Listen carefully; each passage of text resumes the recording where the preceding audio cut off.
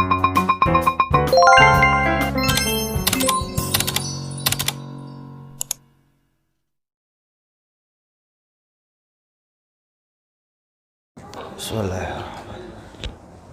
Assalamualaikum warahmatullahi wabarakatuh. Alhamdulillahi wa kafa.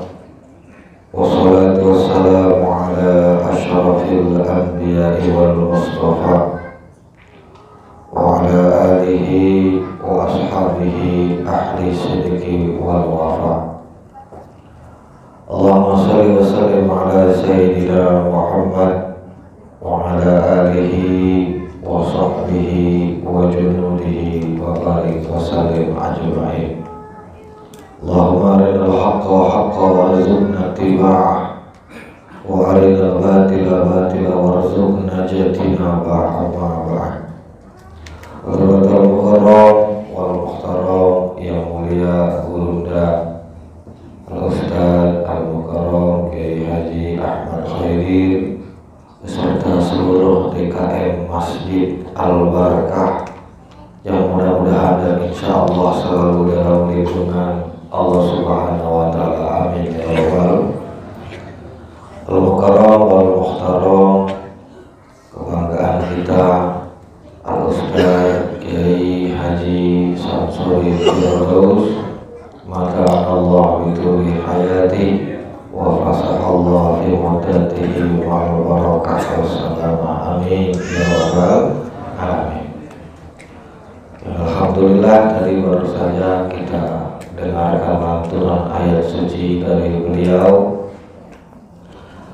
yang terhormat, yang kami hormati, para sesepuh, para kiai, para ajengan, para guru, para ustazah beserta para jamaah bapak dan jamaah ibu yang alhamdulillah pada hari ini kita dipertemukan oleh Allah Subhanahu wa Ta'ala di tempat yang mulia. Alhamdulillah.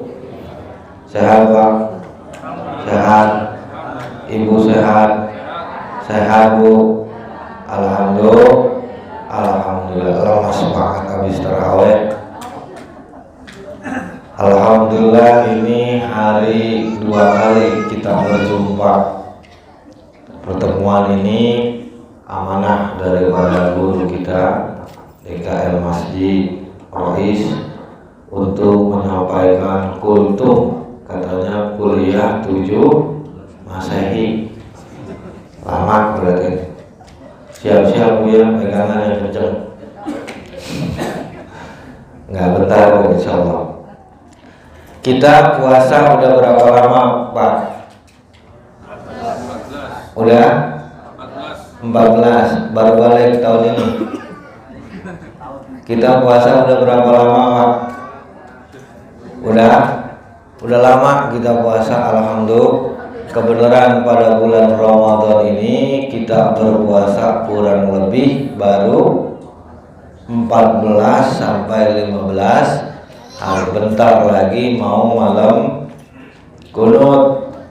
Bentar lagi kita mau malam kunut Bu. Biasa tuh zaman dulu orang tua kita ngajarin mau kunut, biasanya pakai pasang ketupat. Nah, di perjalanan puasa kita yang sudah cukup lama ini akan menjadi lebih baik kalau kita meningkatkan kualitas puasa kita. Ketika kita mengejar penerimaan dari Tuhan sekaligus Tuhan kita, yaitu Allah Azza wa Jalla, maka kita sebagai budak dan hambanya harus memprioritaskan kualitas dari amal dan ibadah. Maka para alim wal ulama, diantaranya Hujatul Islam Al-Imam Abu Hamid Al-Ghazali, Muhammad bin Muhammad Al-Ghazali, dalam Magnum Opusnya kitab Ihya Ulumuddin, beliau mengatakan bahwa puasa ini terbagi menjadi 3 macam. Yang pertama, puasa awam atau puasa yang umum. Gimana puasa yang umum? Barangkali ibu bapak yang ikut pengajian sudah rampung, yaitu puasa kaful batni, nahan perut dari rasa haus dan dari rasa lapar. Itu puasa umum, Pak.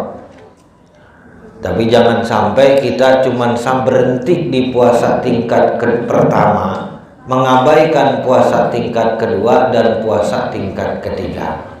Karena kita puasa udah lama, Pak. Jangan sampai kita puasa lama pahalanya setak di situ-situ aja, kualitas kita nggak ada peningkatan. Maka puasa yang kedua puasa kalangan khusus, yaitu bagaimana kaful baqiyatil jawareh, menjaga seluruh anggota tubuh anil ma'asi, daripada kemaksiatan. Jadi yang ikut puasa, mata kita puasa, Pak. Pikiran kita puasa. Dan puasa kita bawa nggak cuma di rumah di masjid. Puasa kita bawa ke tempat kerja. Puasa kita bawa ke tempat-tempat pasar. Kita bawa puasa kita dalam kehidupan sehari-hari. Sampai bulan Ramadan ini menjadi sebuah ibarah, menjadi pelajaran tarbiyah dan pendidikan. Sehingga bulan puasa ini di bulan Ramadan kita jadikan ibarah pelajaran untuk menghadapi masa depan. Apa yang kita ambil pelajaran dari kita berbuka, dari kita sahur, nahan diri sampai puasa? Ini menunjukkan bahwa hidup itu hanya sementara, kebahagiaan yang kekal ada di depan sana. Dengan cara apa kita bisa mendapatkan kebahagiaan itu? Dengan cara menahan diri. Maka para alim ulama kembali menjelaskan bahwa puasa tingkat ketiga puasa khusus yang ada di kalangan orang-orang yang khusus. Bagaimana itu caranya? Yaitu dengan menjaga diri, menahan diri dari masiwallah, sesuatu selain daripada Allah, sehingga hati kita selalu istighol, sibuk ingat kepada Allah. Lihat istri, ingat Allah. Lihat suami, ingat Allah. Lihat ke pasar, ingat Allah. Masuk ke masjid, ingat Allah. Lihat sahabat, ingat Allah. Lihat benda apapun yang kita hadirkan, hudurul qalbi adalah Allah Subhanahu wa ta'ala. Lalu untuk mencapai puasa kita yang diterima, maka para alim ulama kembali memberikan bocoran tips and trik supaya diterima. Kan sayang, Pak, kita puasa udah lama, nahan lapar kita dari pagi.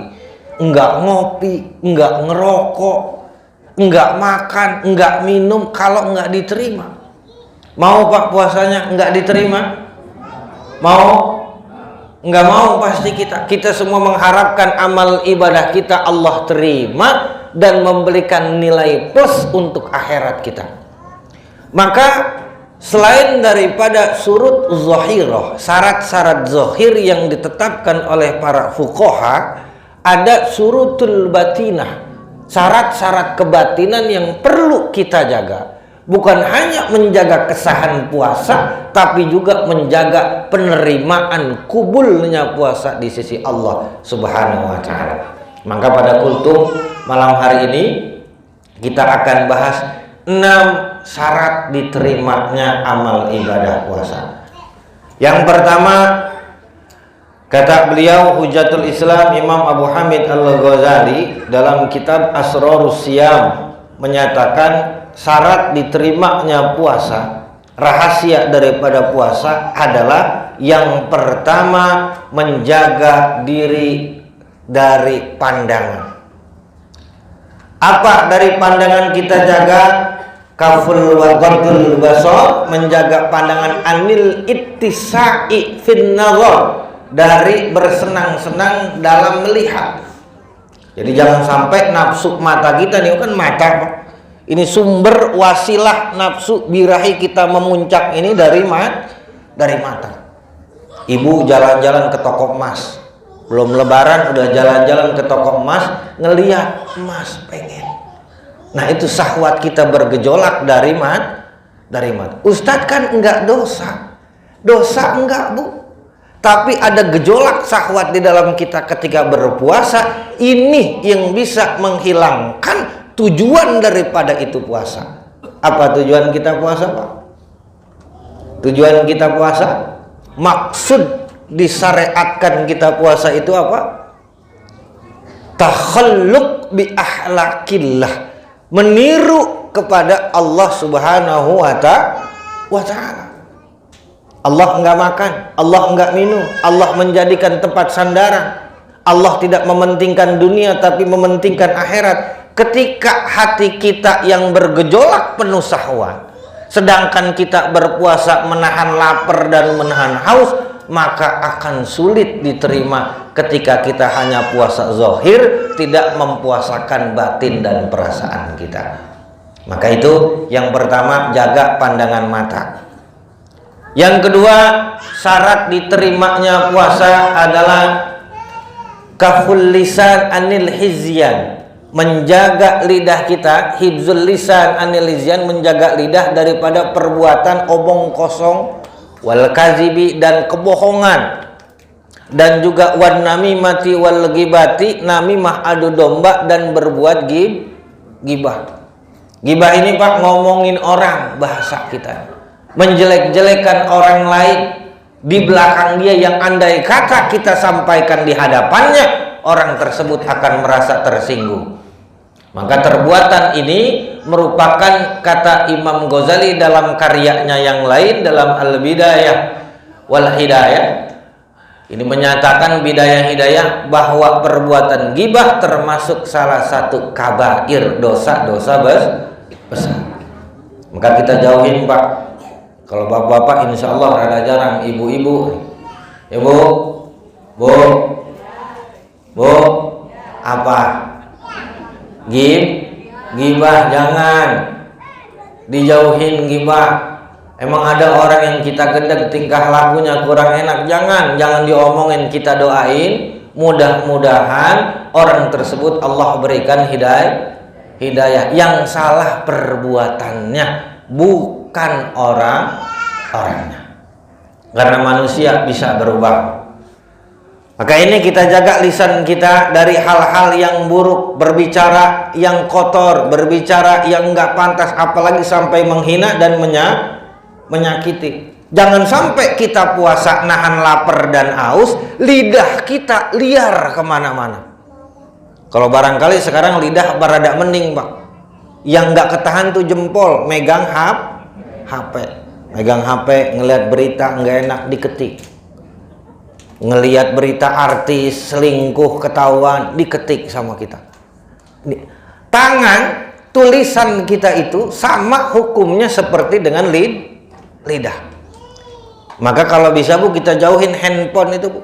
Handphone kita jauhin kalau lagi puasa. Andai kata kita nggak bisa menjaga hawa nafsu, biarpun ini handphone sebutannya adalah sebuah wasilah, tapi kalau maksud dan tujuan kita buruk, akan menjadi buruk. Lil wasail hukmul maqasid, kata ilmu usul fikih dan qawaid fikih, bahwa wasilah ini tergantung dengan bagaimana maksud dan tujuannya. Kalau maksud kita memang sudah buruk, kondisi batin kita kurang kuat, maka kita jauhkan sementara. Jangan ini rampung taraweh main HP, sebelum mengaji main HP. Ini menjadi perusak kita. Mudah-mudahan kita enggak terlena dengan teknologi. Justru teknologi itulah yang menjadi kebangkitan agama dan semangat kita dalam ibadah. Disiarin Bu. Gimana contoh siar tadi? Ustadz kita udah baca Qori, udah baca Al-Quran, kita videoin, upload, share kemana-mana. Jadiin SW, status WhatsApp, jadiin di postingan Instagram. Fungsinya apa? Bukan cuman yang maksiat saja bisa ada di internet, yang ada nilai positifnya pun juga bisa ada di internet. Ini menjadi bagian dakwah kita sebagai umat muslim. Jangan sampai kita diam aja ngedenger. Iya cakep ngedengernya. Kita insert, kita fokus ngedenger Al-Quran itu indah. Sambil kita mengambil pelajaran, alangkah baiknya keindahan ini kita tularkan kepada sahabat kita, kepada teman kita, kepada kontak-kontak yang ada di WhatsApp dan di Instagram kita, supaya ikut mengambil ibarah dalam Al-Quranul Karim. Maka tadi itu Pak, udah sampai nomor 3, kita jaga lisan kita daripada melakukan kemaksiatan. Yang keempat yaitu menjaga apa? Menjaga kuping Pak. Menjaga kuping telinga kita dari mendengar hal-hal yang tidak bermanfaat. Maka datang Ramadan ke masjid-masjid, ikutin pengajian, mau pengajian agama, mau pengajian umum yang ada nilai ilmunya kita ambil. Karena apa? Dari ilmu tersebut akan membuahkan amal. Amal kita ketika sudah ikhlas, insya Allah akan menjadi bekal yang kekal abadi, nemenin kita di alam kubur. Ibu punya anak, bapak punya anak, anak kita suatu saat besar, kita mati meninggal dunia, enggak kurang dan enggak lebih dari 10 jam barangkali kita masuk kubur di sidang sama malaikat mungkar nakir. Anak kita pulang main handphone sambil ketawa-tawa. Na'udzubillah. Siapa Pak yang mau nolongin? Istri kita yang kita sayang-sayang, ketika kita udah masuk kubur enggak ikut nemenin kita. Mau Bu nemenin? Mau enggak? Enggak usah Bu, enggak usah nemenin tiduran dalam kubur. Cukup doain. Oleh sebab itu Pak, insya Allah orang perempuan mah kuat. Biar kata lakinya meninggal setahun 2 tahun masih fokus ngurusin anak. Coba orang laki setahun 2 tahun meninggal, insya Allah udah nambah baru. Mati 1 tumbuh 1000.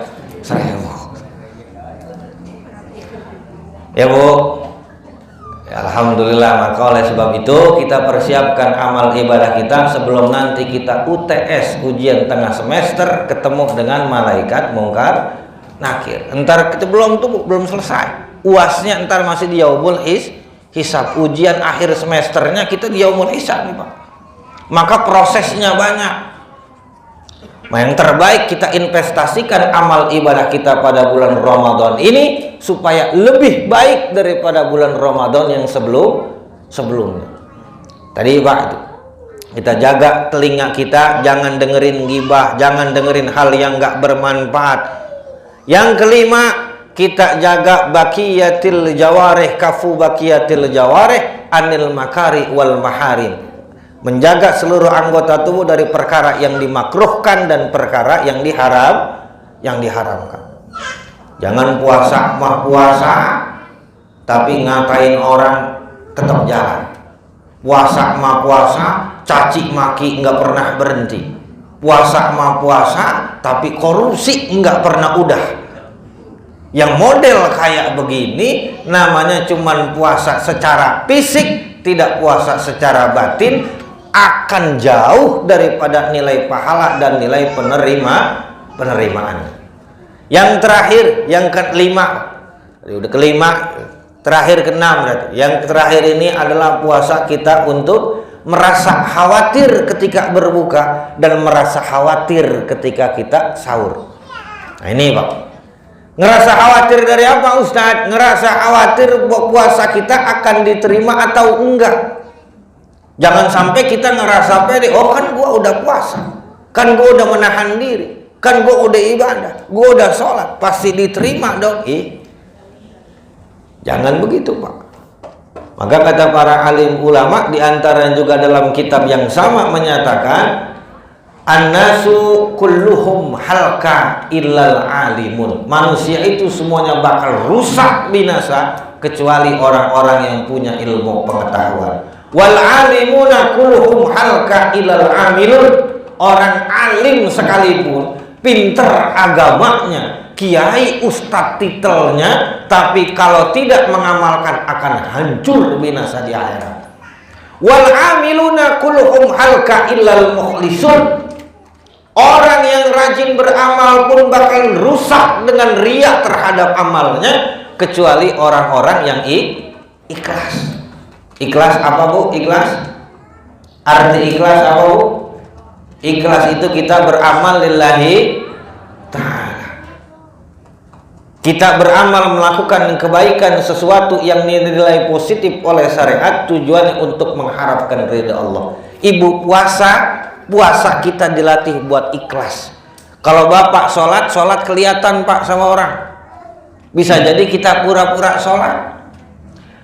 Kalau kita sedekah, barangkali sedekah kita cuman sekedar untuk dilihat menjadi orang yang dermawan sama tetangga kita. Tapi kalau bapak puasa, yang jadi penilainya itu bukan manusia dan bukan sudut pandang orang, tapi yang jadi penilainya mutlak Allah Subhanahu wa ta'ala.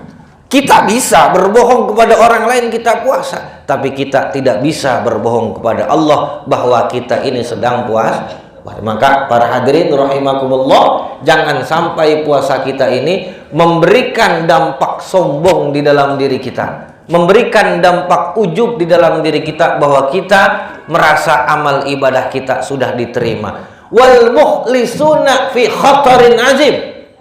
Bahkan orang yang ikhlas saja Pak, fi khatarin azim, ini masih di dalam kekhawatiran yang luar biasa. Maka kata Allah, kata para ulama, jangan pernah lepas untuk baca ta'awuz, jangan pernah lepas untuk kita minta perlindungan kepada Allah. Maka dalam kesimpulan secara menyeluruhnya, Al-Imam Ibnu Malik Al-Andalus dalam karyanya menyebutkan dalam syair, wa zakkihi tazkiyatan wa azkiyah. Bersihkanlah diri kita sebersih-bersihnya. Setelah kita bersih sebersih-bersihnya dari razailul qulub, dari kotoran-kotoran hati, wa ajmilah, dan perindahkanlah diri kita dengan akhlak-akhlak yang baik, tajammulan tajammalak, sebagaimana orang-orang yang sudah indah dirinya, para alim ulama, para fuqaha, para sufi yang memperindah dirinya dengan akhlak-akhlak terpuji.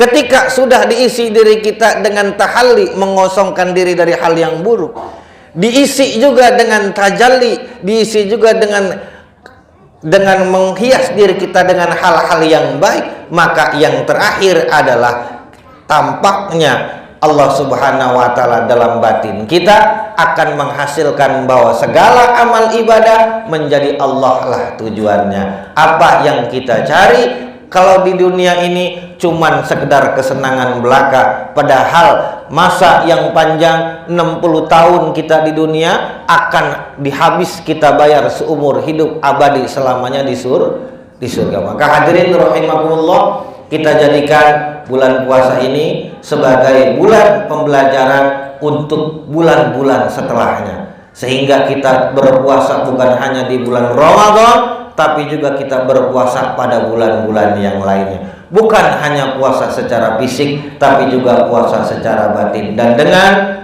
harapan rojak kita kepada Allah bahwa seluruh amal ibadah kita ini diterima dan menjadi nilai baik untuk bekal kita di akhirat. Amin ya rabbal alamin. Demikian itu yang dapat kita sampaikan dan kita kaji pada malam hari ini. Semoga ada manfaatnya.